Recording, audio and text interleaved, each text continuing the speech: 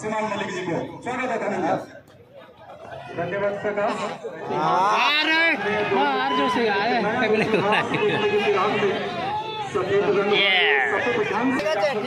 ऊपर भी आएगा। सेमीफाइनल में खेल रहे हैं दोनों टीम और क्रिकेट एडिशन में हम फिर से तमाम दर्शकों का स्वागत करते हैं।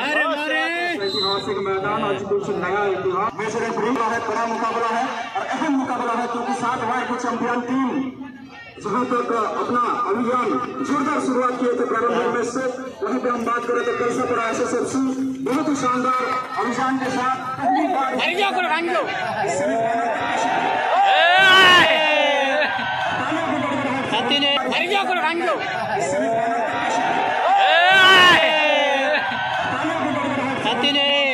यही होना चाहिए। आज काफी तादाद से दोनों साइड से दर्शक